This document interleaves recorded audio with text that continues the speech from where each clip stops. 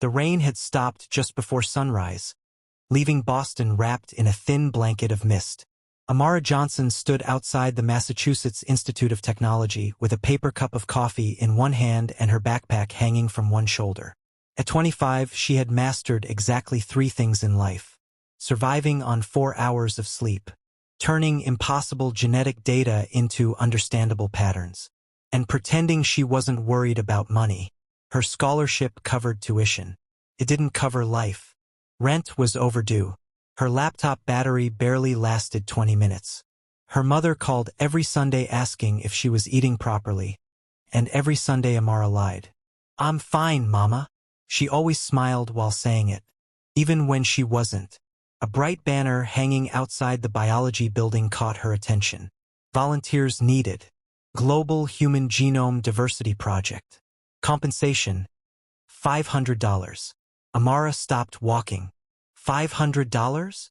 She looked at the coffee in her hand, then at the poster, then back at the coffee. I suddenly love science even more. An hour later, a cheerful research assistant handed her a small collection tube. "It's simple," the woman explained. "Just a saliva sample. We're building the world's largest anonymous DNA database to improve early disease detection across different populations." "That's it. That's it. No needles?"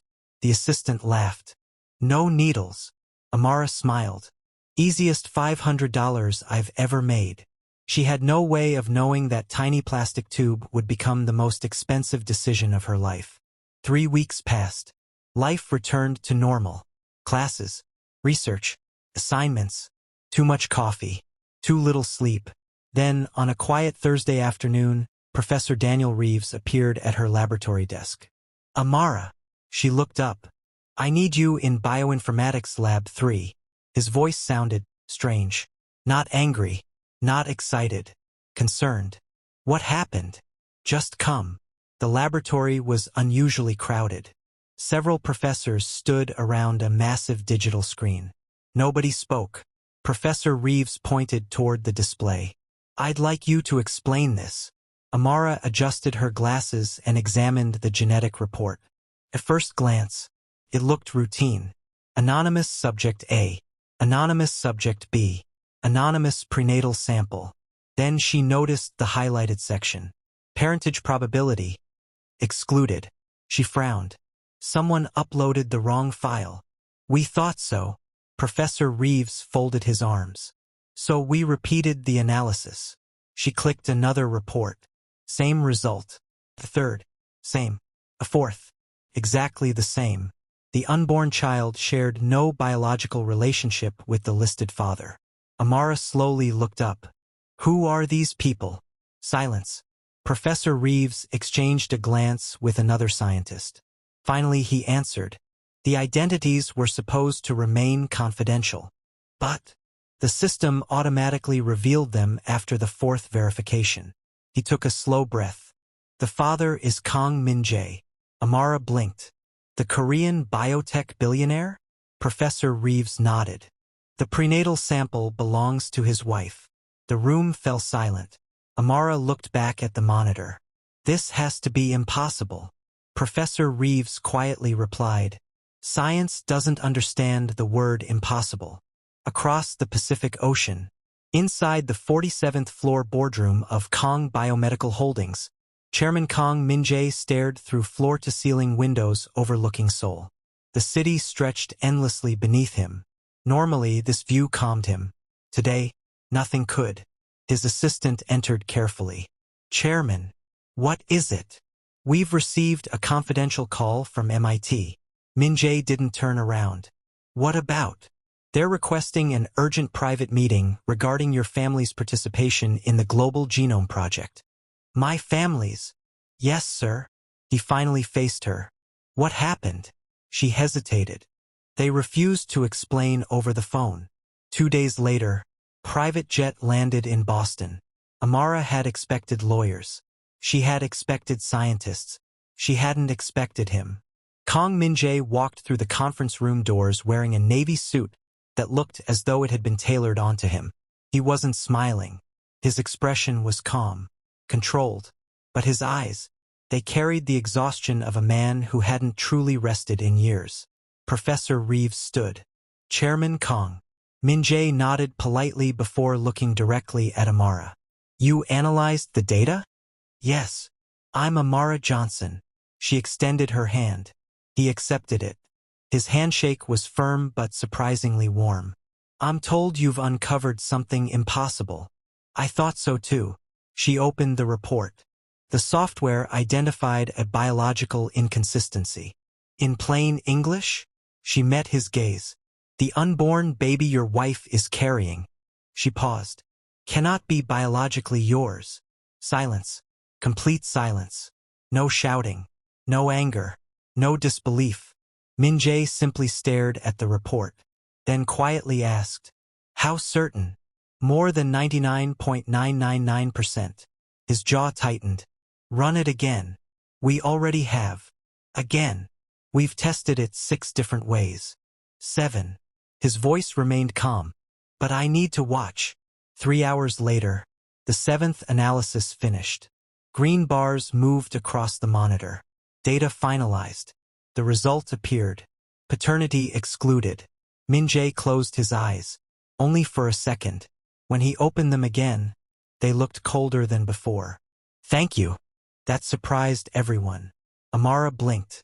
You're thanking me? You told me the truth. He carefully closed the laptop. Most people would have tried to protect my feelings. My job isn't feelings. A faint smile touched the corner of his mouth. No, it's facts. For the first time, Amara saw something unexpected. Respect. Outside the laboratory, rain had started falling again. Min-jae stood beneath the entrance canopy waiting for his car. Amara stepped outside beside him. I'm sorry. He looked at her. For what? No matter what happens next. She hesitated. Today changed your life. He watched the rain for several moments, then quietly replied, No. He slipped his hands into his coat pockets. Today revealed that my life had already changed. Those words lingered between them. Heavy, honest, painfully true. A black luxury sedan pulled to the curb. Before getting inside, Min-jae turned back toward her. Ms. Johnson. Yes. My legal team will begin investigating immediately. He paused. I may need your help. Amara smiled awkwardly. I've never investigated a billionaire before. His expression softened ever so slightly. Neither have I. The car disappeared into the rain. Amara watched until its taillights vanished. Something told her this wasn't the end. It was the beginning. She was right, because less than 12 hours later, someone broke into the university laboratory. And they didn't steal the computers. They didn't steal the research. They stole only one thing. The original DNA sample. If you're enjoying this mystery, don't forget to like this video, subscribe to AfroK Tales, and tell me in the comments. If you were Amara, would you help investigate the billionaire's family, or walk away before things became dangerous? By 7 the next morning, the entire genetics department looked like a crime scene. Campus security had sealed the laboratory. Police officers moved from desk to desk, dusting for fingerprints. Every hard drive was still there. Every microscope. Every expensive machine. Nothing had been touched, except one refrigerated storage unit. The original DNA sample was gone. Amara stared through the glass wall. Whoever broke in knew exactly what they wanted. Detective Elena Brooks nodded. They ignored nearly $10 million worth of equipment. Which means this wasn't theft.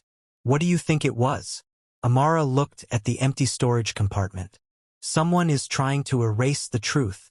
3 hours later, her phone rang. Unknown international number. She hesitated before answering. Hello, Ms. Johnson. She immediately recognized the voice. Chairman Kang. I've just been informed about the break-in. It happened around 3 this morning. My security team is already reviewing airport departures. You think the thief left the country? I think people who steal evidence don't stay near the crime scene. His voice remained calm. Too calm. Then he asked something unexpected. Have you eaten? Amara blinked. What? Breakfast. She looked at the untouched granola bar on her desk. No. I thought so. There was a brief pause. My plane leaves Boston in 4 hours. I know. I'd like you to come to Seoul. She laughed nervously. You make that sound simple. It isn't. I have classes. I'll speak with your university. I have research. I'll fund it. I have. You have answers. His tone softened. And I believe you're the only person who can help me find them. That evening, Professor Reeves called Amara into his office. She expected another discussion about the stolen DNA. Instead, he handed her an envelope. What is this? Your travel documents. She looked inside. Business class ticket. Boston to Seoul.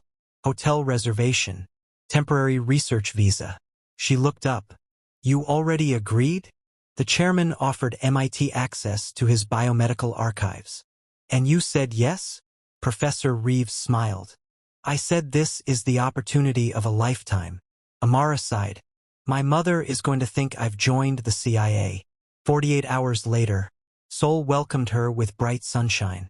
The city felt alive. Glass skyscrapers stood beside centuries-old palaces. Street vendors sold spicy rice cakes beneath giant digital billboards. Everything felt impossibly modern, yet deeply rooted in history. Waiting beyond customs stood Kang Min-jae. This time, he wasn't wearing a suit. Dark jeans, black sweater, simple sneakers. For the first time, he looked his age. You survived the flight. I barely survived the airline food. A faint laugh escaped him. I'll consider that progress. You laugh. Occasionally. I wasn't sure. He gestured toward the parking garage. Come on. Instead of driving toward a corporate headquarters, Min-jae took her somewhere unexpected. A quiet neighborhood overlooking the Han River. A small cafe sat between a bookstore and a flower shop. This, Amara looked around, doesn't seem very billionaire. It isn't. He opened the cafe door. The owner knew my mother. Inside, an elderly woman smiled warmly. Min-jae. She hugged him. Actually hugged him. Amara's eyebrows lifted. The billionaire looked embarrassed. You never visit enough. I know. The woman noticed Amara. Oh. A mischievous smile appeared. So this is the famous scientist. Amara almost choked. Famous. Min-jae sighed. I might have mentioned you. You mentioned me? Only that you embarrassed 6 laboratories by proving them wrong. I'll take that as a compliment. You should. Over homemade tea and warm pastries, Min-jae surprised her again. I owe you an apology. Amara looked up. For what? When we first met. He stirred his tea slowly. I assumed someone was trying to destroy my family. Reasonable. No. He shook his head. I judged you before I knew you. She smiled. You've improved.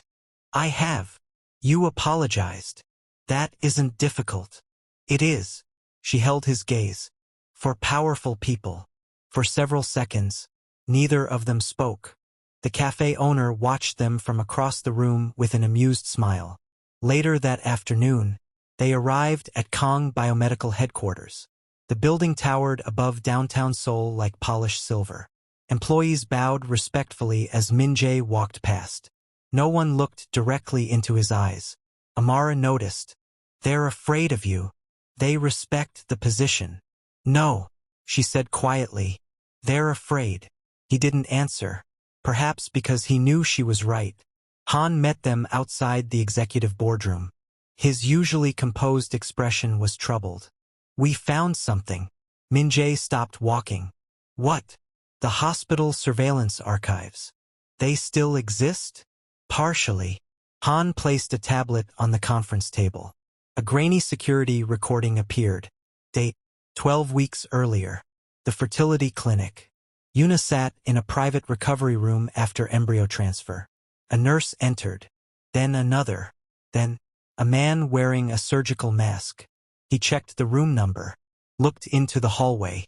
Entered carrying a sealed medical container. Exactly 23 seconds later, he left carrying a different one. Amara leaned closer. He switched something. Han nodded. The timestamps matched the embryo transfer. Min-jae's face hardened. So my wife never lied. No. Han took a slow breath. She never had the chance. Just then, the boardroom doors opened. Yuna walked in. She looked exhausted. Dark circles rested beneath her eyes. When she saw Amara, she hesitated, then quietly said, "May we speak?" The rooftop garden overlooked nearly all of Seoul. Neither woman spoke for almost a minute. Finally, Yuna broke the silence. "You think I'm a terrible person." Amara looked at her. "I think you're hiding something." Yuna nodded sadly. "I am." "Why?" "Because someone threatened my family." Amara frowned. "What do you mean?" "My younger sister." Yuna gripped the railing tightly. "Someone sent me photographs." "What photographs?" "Pictures of my sister walking home from university." Amara's heartbeat quickened. "They said," Yuna's voice trembled, "if I ever questioned my pregnancy, they would kill her." The words hit Amara like ice water. "So you've been pretending." "I've been surviving." Fresh tears rolled down Yuna's face. "I wanted to tell Min-jae." "Why didn't you?" "Because every message ended the same way." She closed her eyes. "Smile. Act normal. Or your sister dies." Amara reached out instinctively and squeezed her hand. For the first time, she stopped seeing Yuna as the billionaire's wife. She saw a frightened woman trapped inside someone else's plan. That night, Amara couldn't stop thinking. Someone had switched the embryo. Someone had stolen the DNA sample. Someone was threatening innocent people. But every move had one thing in common. They wanted the truth buried, which meant the truth was even bigger than anyone imagined. She opened her laptop and began comparing records from fertility clinics across 3 countries: South Korea, Japan, the United States. At exactly 1:43 a.m., one file appeared. It shouldn't have existed. The patient's name had been deleted. The doctor's signature had been erased. But one line remained: transfer authorized under Project Phoenix. Amara frowned. Project Phoenix? She searched every database she could access. Nothing. No publications. No clinical trials. No research grants. It was as if someone had erased the project from history. Then, another document surfaced. Payment ledger. The recipient's name was hidden. But the funding source wasn't. Kang Biomedical Holdings. Amara's heart skipped. "No," she whispered. "This conspiracy started inside the company." At that exact moment, someone quietly opened the door to her hotel room. She hadn't heard the key turn. She hadn't heard the footsteps. The only reason she knew she wasn't alone was because a man's voice spoke from the darkness. "Close the laptop, Ms. Johnson. You've already discovered far more than you were ever supposed to." If you're loving this story so far, make sure you hit the like button, subscribe to AfroK Tales, and tell me your theory in the comments. Is the mastermind inside Kang Biomedical? Or is someone framing the company? Amara's fingers froze above the keyboard. The room was dark except for the glow of her laptop. She slowly turned her chair. A man in a gray suit stood near the door. He wasn't holding a weapon. He wasn't wearing a mask. Oddly, that made him more frightening. He looked like someone who belonged anywhere. "Who are you?" Amara asked, forcing her voice to remain steady. "My name is Victor Choi. I've never heard of you. I was hoping to keep it that way." He nodded toward the laptop. "Please close it." "And if I don't?" Victor sighed. "Then tonight becomes much more complicated than either of us wants." Before Amara could answer, a loud knock echoed through the room. "Amara!" Min-jae's voice. Victor smiled. "Your chairman has excellent timing." He reached into his pocket. Amara tensed. Instead of pulling out a weapon, he placed a small flash drive on the desk. "If you truly want the truth," he said quietly, "stop looking at the embryo." He walked toward the balcony doors. "What are you talking about?" Victor paused. The embryo was only the distraction. Then he disappeared into the night. Seconds later, Min-jae burst into the room with 2 security officers. "Are you all right?" "I'm fine." She pointed toward the balcony. He was just here. The guards rushed outside. Nothing. The balcony overlooked 30 floors of empty air. Whoever Victor Choi was, he had vanished. Min-jae picked up the flash drive. You think it's a trap? It probably is. So why do I feel like it's also a clue? Because the best lies often hide inside the truth. Back at Kang Biomedical headquarters, Han isolated the flash drive from every company network. If this contains malware, it won't touch our systems. He inserted it into an offline computer. Only one file appeared, a short video. The date stamp read, 28 years earlier. The recording showed an operating theater. Doctors moved around hurriedly. A newborn cried. The image was grainy. Then the camera shifted toward a glass observation room.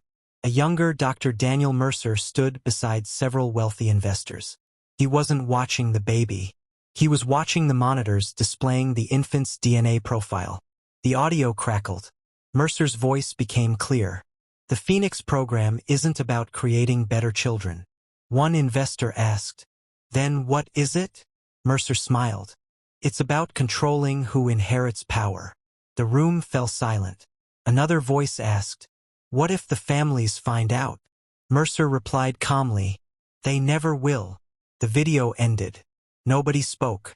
Finally, Amara whispered, this was never about science. Min-jae nodded slowly. It was about influence. Han enlarged an old attendance sheet attached to the video. 20 names. Corporate leaders. Politicians. Foreign investors. One name made Min-jae's face drain of color. My father. Amara looked at him. You think he knew? I don't know. And that's what scares me. That evening, Chairman Kang Sung-ho arrived at the headquarters after receiving an urgent call. Min-jae placed the video in front of him. His father watched every second without moving. When it finished, he quietly removed his glasses. I've waited 28 years for this. Min-jae stared. You knew. I knew something was wrong. Chairman Kang looked at Amara. When your company becomes powerful, he said, people constantly offer shortcuts. Mercer approached me. He claimed he could eliminate hereditary diseases. You invested? I refused. Then why is your name on the attendance sheet? Because I attended one meeting. The old chairman's voice grew heavy. I walked out when I realized he wasn't talking about medicine. What happened afterward? He disappeared. I assumed the project died. Han shook his head. It didn't. It went underground. Amara spent the next 24 hours piecing together every record she could find. Financial reports, medical journals, archived emails. One pattern emerged. Every family connected to Project Phoenix had experienced one of two things: a mysterious fertility success, or a mysterious inheritance dispute. The embryo switch wasn't random. It was leverage. Children determined who inherited fortunes.